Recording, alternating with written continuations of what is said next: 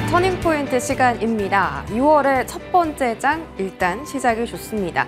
거래소는 2% 가까이 급등하는 모습 보이면서 지난 3거래일 동안의 하락세를 만회하려는 움직임이 연출되고 있습니다.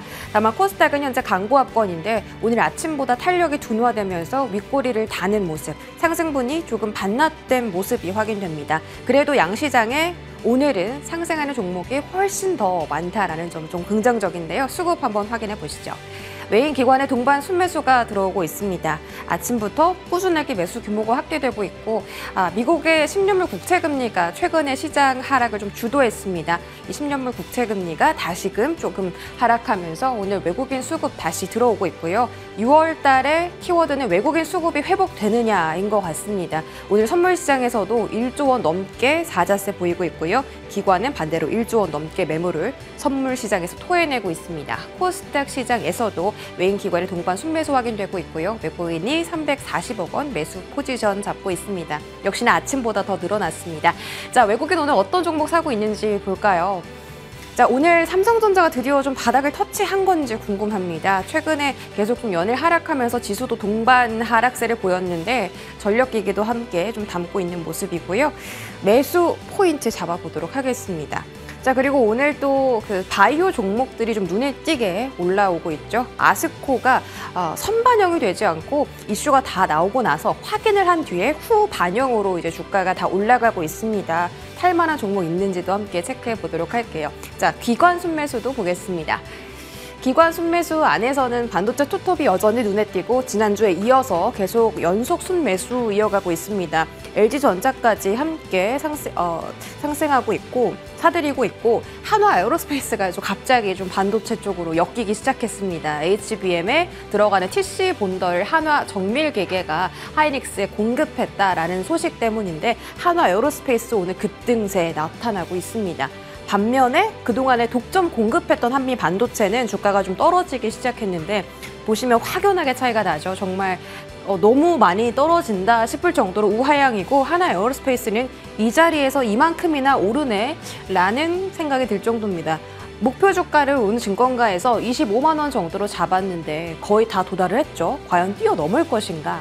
여기서도 더 갈 수 있을 것인가? 라는 부분 좀 고민이 깊어지는 하루입니다. 이런 부분 자세하게 체크 받아볼게요. 지금 바로 출발하시죠.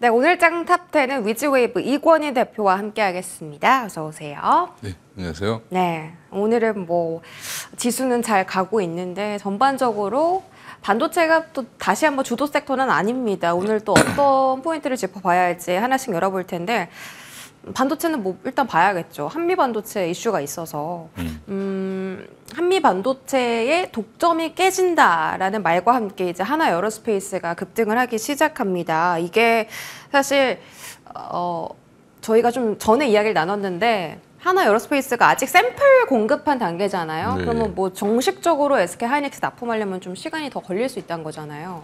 저는 이제 정식 납품인지 아닌지는 말이 많을 수 있는데 일단은 2대가 들어갔다고 하는데 여전히는 이제 테스트 단계, 샘플 테스트로 보고 있고요.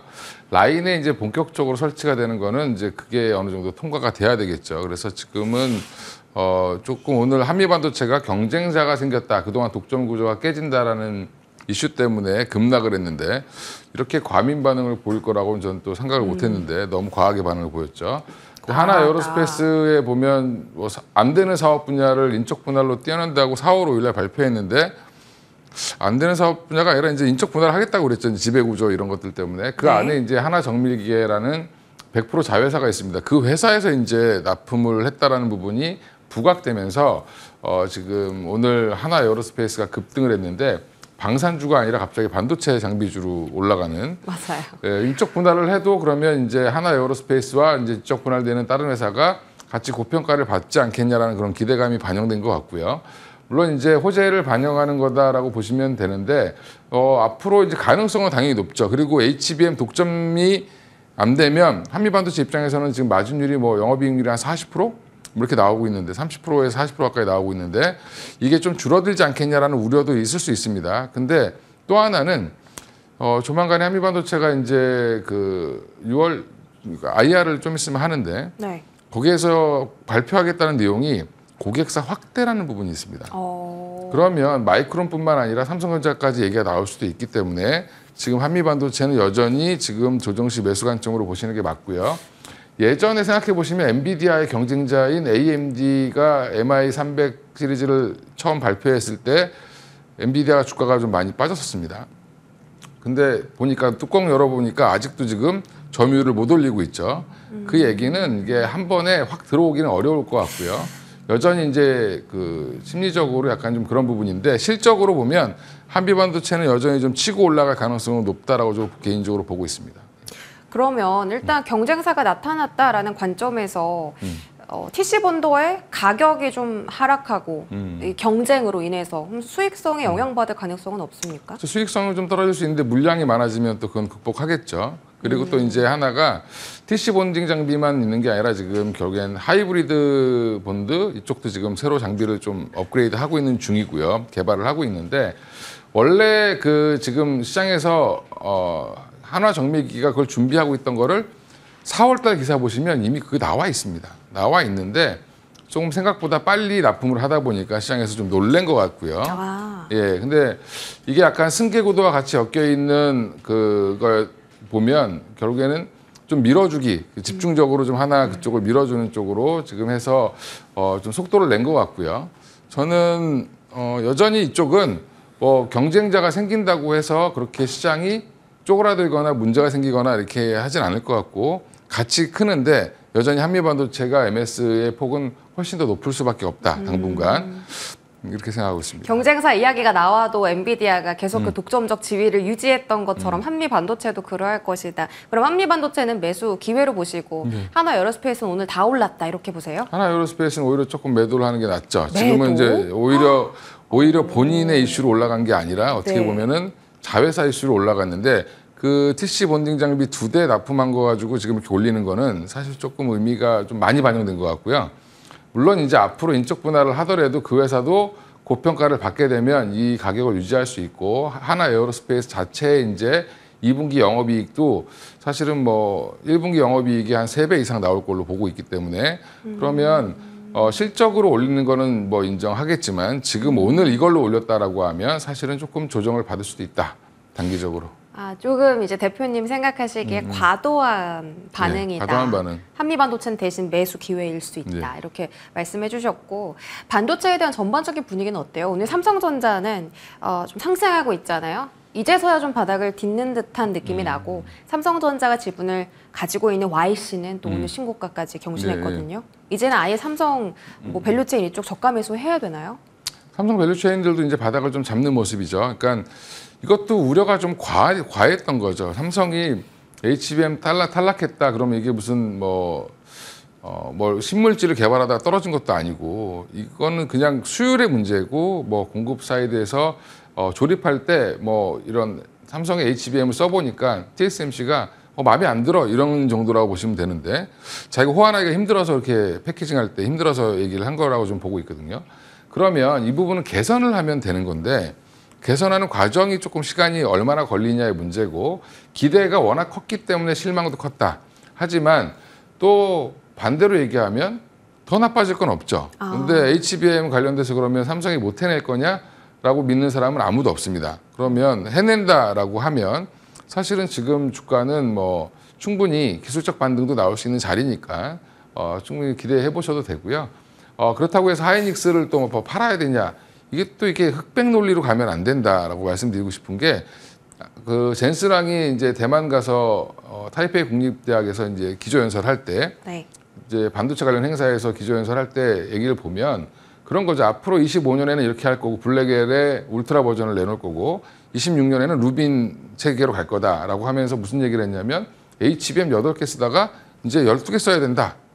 이런 얘기했습니다. 그러면 HBM 시장은 계속 커지고 있는 상황인데 굳이 이거를 뭐 지금 현재 하이닉스가 독점하니까 이 독점 구조가 깨지고 이러면서 또 하이닉스를 누르고 그거는 그냥 주식쟁이들의 그냥 말이다라고 저는 개인적으로 생각하고 있고요. 그러다 보니까 주가가 거기서 흔들릴 때 오히려 그냥 사셔야 된다. 하이닉스도 마찬가지입니다.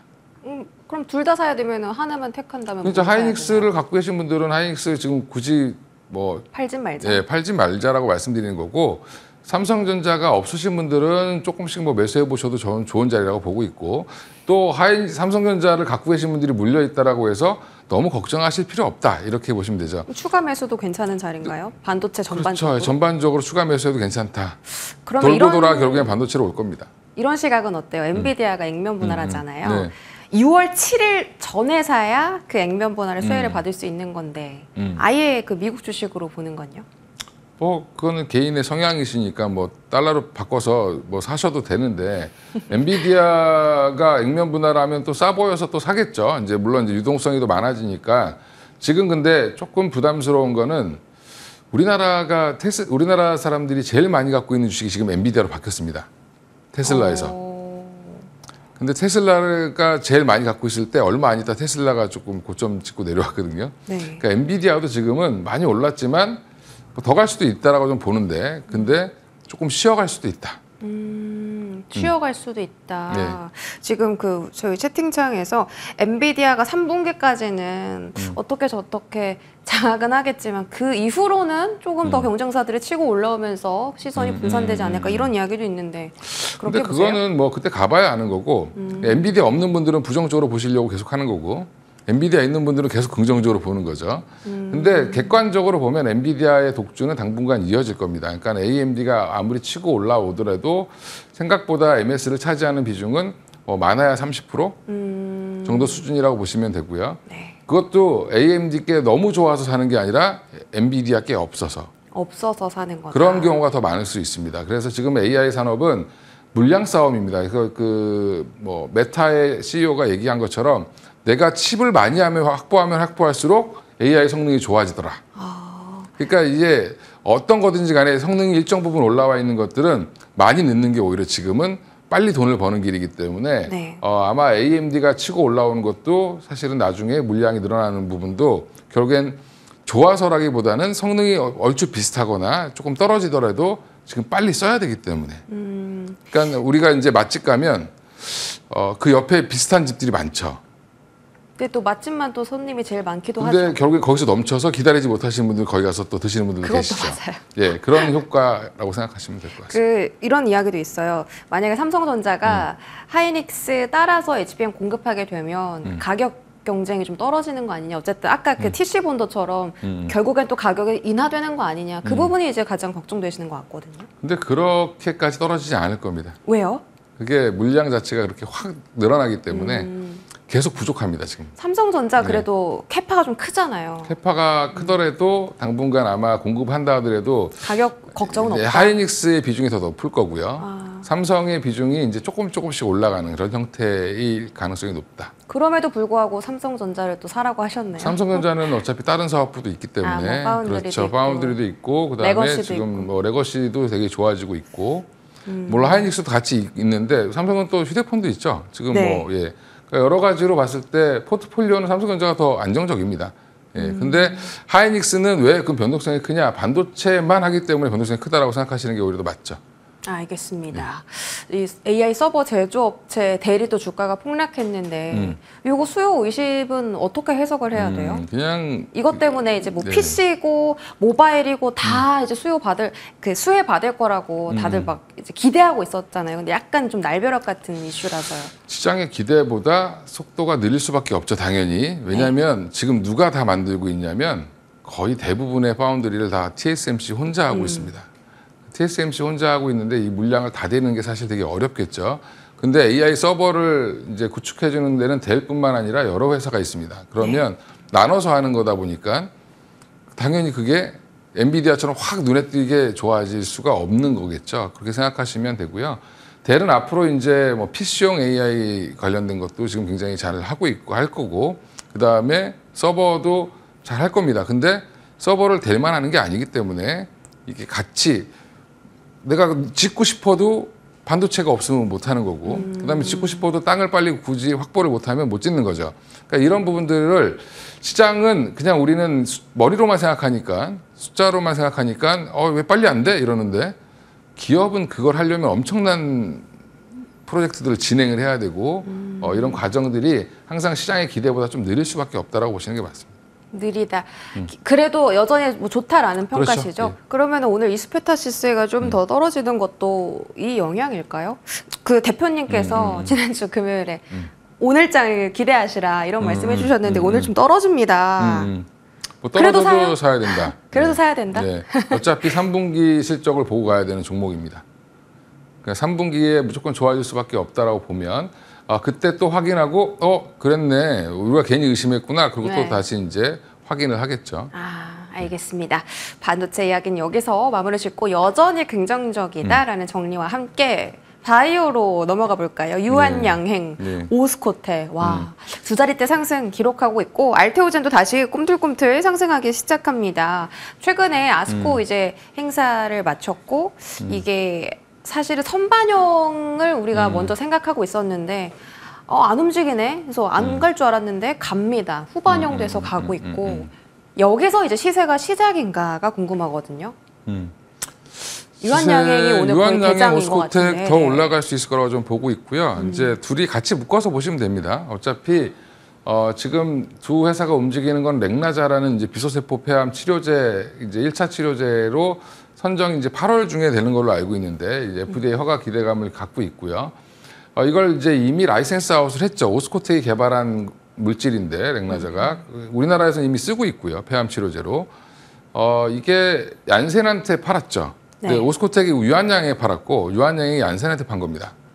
근데 오스코텍이 팔면서 뭐라고 했냐면 그래도 내 거 일부 30% 지분은 놔도 그래가지고 70%만 유한양의 권리를 갖고 있고요. 오스코텍이 30% 갖고 있는데 그걸 이제 얀센에다 판 거기 때문에 얀센이 이거를 이제 FDA 승인을 신청을 했고 그게 이제 8월에 통과되면 로열티를 두 회사가 같이 받는 거죠. 판매될 때마다. 누가 유한양행이 더 많이 받지 않아요? 유한양이 7 받고 오스코텍이 3 받죠. 그러면은 이제 뭐 매수 기회를 삼는다면 이쪽에 조금 더 투자하는 게 맞겠네요. 둘 다 뭐 비슷하게 움직일 텐데 오스코텍은 시가총액이 유한양보다 훨씬 적죠. 그래서 조금 더 탄력이 있을 더 것이다. 탄력이 있을 거고요. 그다음에 유한양은 꾸준히 우상할 텐데 움직임의 방향은 둘이 똑같을 겁니다. 그리고 또 하나가 이제 그렇게 되면 그 기대감으로 8월까지 땡길 텐데 그게 만약에 승인이 되면 또 이제 마일스톤을 또 받을 거고 또 이제 그 로열티를 또 얼마를 받는지가 더 중요하겠죠. 뭐 1%를 받냐, 2%를 받냐 이런 이제 여러 가지가 나올 텐데 그 얘기가 나올 거고 지금 그 단계를 이미 들어간 회사가 알테오젠이죠. 알테오젠도 마지막으로 지금 SC제형 관련돼서 또 이제 그것도 7월인가로 알고 있는데 그게 되면 또 얘는 이쪽도 마찬가지로 7월. 예. 그러면 유한양행 오스코테크 렉나자는 FDA 허가가 8월 21일입니다. 네. 그러면 그 전까지 오를 가능성은요? 그렇죠. 그 안에도 뭐 많이 흔들겠지만 꾸준히 지나고 보면 올라갈 가능성이 있고요. 8월까지는 좀 봐야 된다. 그리고 이제 승인이 나면 또 한번 점프하겠죠. 더 오를 수도 있고. 그렇죠. 승인 나면 뭐 난리 나겠죠. 가격에 대한 질문도 있는데요. 유한양행이 오늘 증권가에서 제시한 목표 주가가 10만 5천 원이에요. 기존에는 9만 5천 원이었는데 오늘 상향 조정했거든요. 뚫을 수 있을까요? 어차피 바이오주들은 원래 목표가를 밟으면서 가기 때문에 좋을 때는 밟으면서 가죠. 네, 좋잖아요, 근데. 올라갈 거라고 보고 있습니다. 알겠습니다.